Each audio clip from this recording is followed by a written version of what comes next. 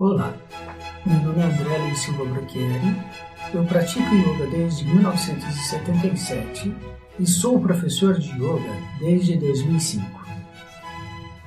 Eu me propus a montar esse curso de Mindfulness e espero que você aprecie. Vamos começar falando do órgão mais importante do corpo humano, o cérebro. Ele é responsável pela criação de obras de artes maravilhosas, tais como os afrescos da Capela Sistina, a Catedral de Constantinopla, as 4 estações de Vivaldi, o Moisés de Michelangelo, o Pensador de Rodin. Somente nos últimos anos, com o aumento da tecnologia, é que conseguimos vislumbrar seus mistérios. A tecnologia avançou e, com o desenvolvimento de novos instrumentos de investigação, aprendemos muito sobre o seu funcionamento. Esses instrumentos são tanto mentais quanto físicos. Do ponto de vista mental, o grande responsável é a matemática. O desenvolvimento da estatística, principalmente associado com a psicologia e a psicanálise, fez com que aprendêssemos sobre os caminhos invisíveis e intangíveis da mente humana. Neste assunto, o grande responsável pelo descobrimento do id, ego e superego foi Freud e seus discípulos. Do ponto de vista físico, instrumentos como o eletrocefalograma e a ressonância magnética mostraram-nos as frequências com que o nosso cérebro funciona, as áreas do cérebro que funcionam dependendo das atividades que fazemos. Como consequência destes avanços, descobrimos que o nosso cérebro, do ponto de vista de gasto de energia, ele é composto de 5 faixas de frequências básicos: o θ, o delta, o alfa, o beta e o gama. Do ponto de vista estrutural, ele é composto de 3 camadas distintas: o reptiliano, o límbico e o córtex. O gasto de energia é tanto maior quanto maior a frequência de funcionamento do cérebro. Devemos entender que todas as frequências atuam ao mesmo tempo. Existe a predominância de uma frequência sobre a outra, dependendo de quão nova é a situação frente às memórias guardadas. Devido à interação das informações citadas, vou descrevê-las em conjunto. Cérebro reptiliano. O cérebro reptiliano é o mais antigo. Ele tem aproximadamente 178 milhões de anos. Os estudos biológicos nos indicam que um órgão torna-se estável depois de aproximadamente 500 mil anos. Por isso, essa parte do cérebro é muito estável. Ele é responsável pelas respostas básicas do organismo. Estas respostas limitam-se a ataque ou fuga.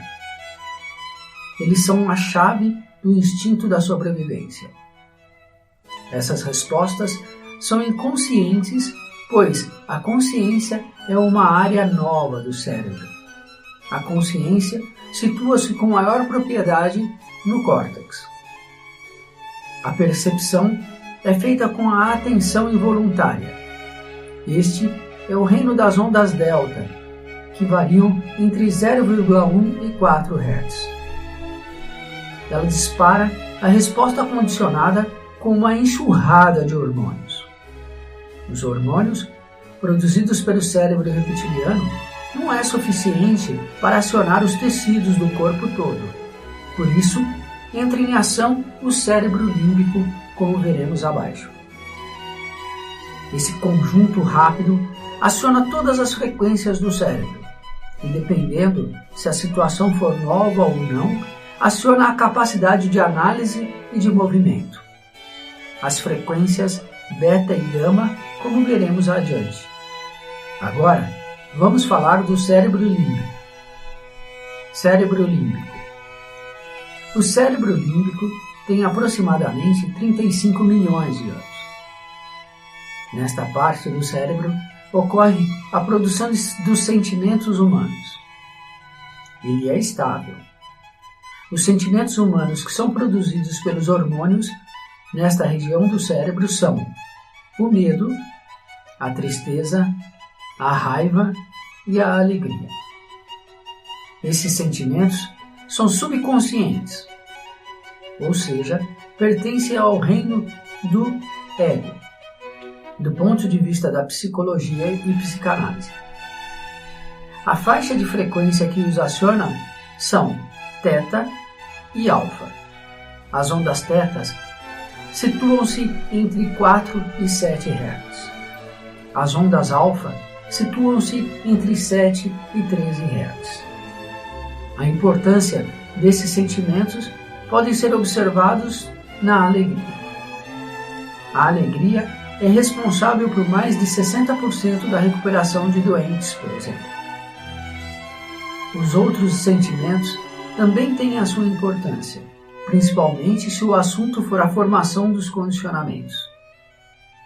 Eles foram muito importantes durante a fase em que vivíamos no estado de natureza, ou seja, quando tínhamos que enfrentar com mais frequência as adversidades do ambiente à nossa volta. As adversidades tinham sua origem nos fatores climáticos, geográficos e biológicos.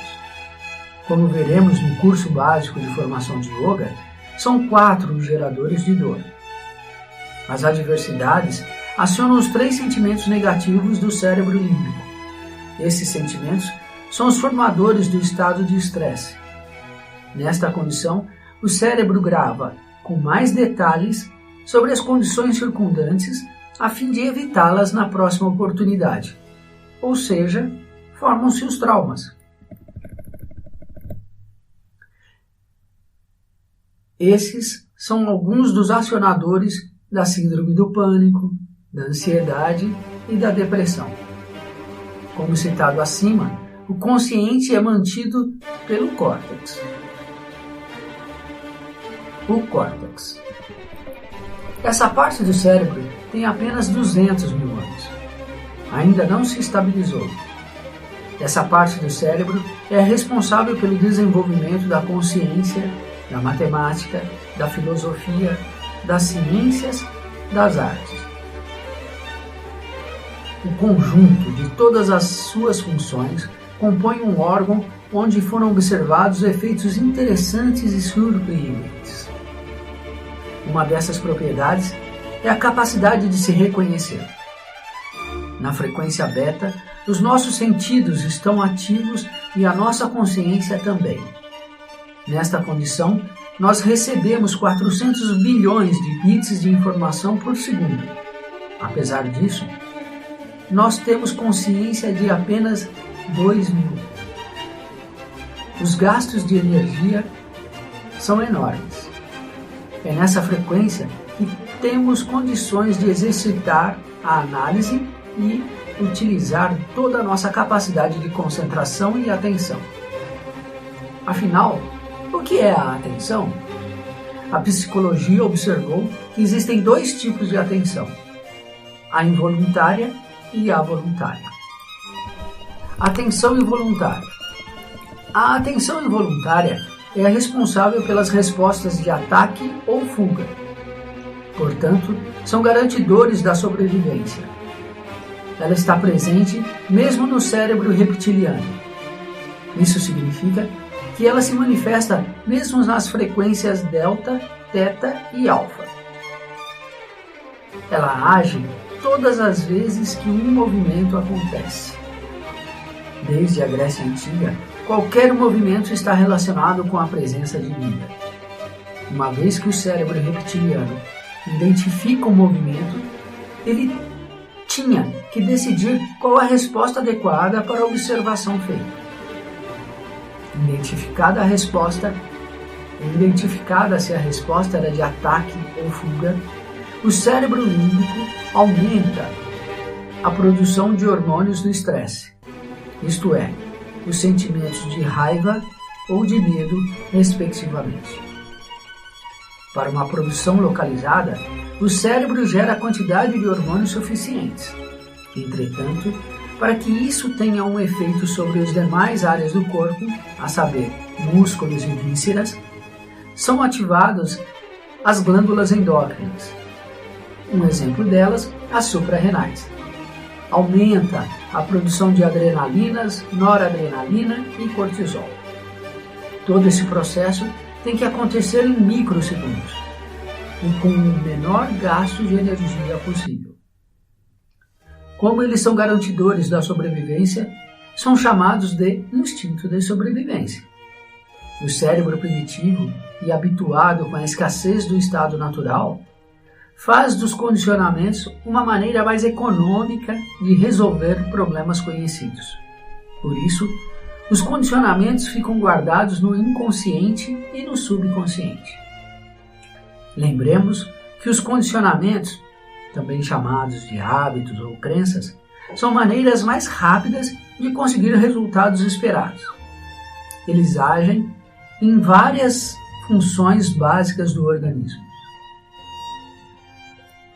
Estão entre elas o crescimento de pelos e cabelos, os batimentos cardíacos, o crescimento das unhas, a digestão, a assimilação e distribuição de nutrientes, a audição, a visão, as capacidades olfativas e gustativas. Podemos ainda citar uma série enorme de condicionamentos psicossociais. Eles representam mais de 99% de todas as nossas ações. Devido à enorme quantidade de condicionamentos existentes, muitos filósofos e cientistas costumam afirmar que não existe o livre-arbítrio. Os condicionamentos formam-se no cérebro humano sobre determinadas condições. Essas condições são nos momentos de grande estresse, nos momentos de relaxamento, quando as frequências do cérebro chegam nos níveis alfa, teta ou delta, com frases ditas utilizando-se de figuras de linguagem e rimas, numa determinada sequência tonal relacionada com a música e também com a sequência áurea. Atenção voluntária. A atenção voluntária é responsável pela análise complexa de novas situações. Esta afirmativa foi comprovada em estudos em cobaias e através de estatísticas em consumidores e atletas de alto nível. Quando ela é acionada, existe um consumo enorme da quantidade de energia do cérebro. Todas as funções cerebrais são ligadas. As decisões são tomadas muito lentamente. Isso prejudica o desempenho da atividade. Ela analisa o momento e correlaciona com as informações gravadas no inconsciente. Esta atividade cria novas relações sinápticas. Observe que isso já é um início de condicionamento. Quando exercitadas corretamente, estabelece os novos condicionamentos que serão executados rapidamente com um consumo mínimo de energia pelo inconsciente. Por isso, o cérebro utiliza os condicionamentos, também chamados de hábitos ou crenças. O grande problema da natureza é que os eventos sempre são novos. O universo renova-se a cada momento. Isso gera a necessidade de novas análises. São necessárias novas decisões. A capacidade de tomar novas decisões a cada momento é o que chamamos de livre-arbítrio. Mindfulness. Mindfulness pode ser traduzido como atenção plena. O objetivo dele é fazer com que diminua a função de análise e movimento do cérebro e do corpo, respectivamente. Ou seja, diminuir a incidência das frequências beta e gama. Afinal, elas consomem muita energia e dificultam a capacidade decisória. Entretanto, o desejo também é fazer com que consigamos manter a consciência. Por isso, o seu objetivo é manter-se na frequência alfa. Nela, reduz-se os gastos energéticos, mantém-se parcialmente a consciência e inibe as respostas condicionadas do cérebro límbico. Associado a isso, existe a possibilidade de aumentar a consciência das funções internas do organismo, ampliando as relações sinápticas entre elas. E, ainda, embora um pouco mais difícil, estabelecer novos condicionamentos. Portanto, manter-se nessa frequência é muito útil. Essa foi a descoberta feita pela medicina. Neste curso, nós vamos aprender a acessar e manter-se neste estado de consciência. Naturalmente, ele deve ser uma atitude deliberada, uma vez que os condicionamentos existentes nos levam a usar todas as frequências ao mesmo tempo. Acessar e manter-se nesse estado de consciência é uma condição natural dependendo das disposições genéticas específicas de cada indivíduo. Ele foi também uma condição treinada e exercitada por um grupo social muito restrito, os praticantes e mestres de yoga. A permanência nesse estado de consciência permite-nos ainda muito mais coisas. Este é o motivo pelo qual, dos 100 livros que mais influenciaram a humanidade, 4 citam praticantes de yoga. Existem mais de 3.800 trabalhos científicos que têm por base os textos de yoga. O yoga deu origem ao Pilates, à eutonia, à RPG, ao Feldenkrais, aos alongamentos modernos, ao Low Pressure Fitness, entre outros. Espero que aprecie a informação.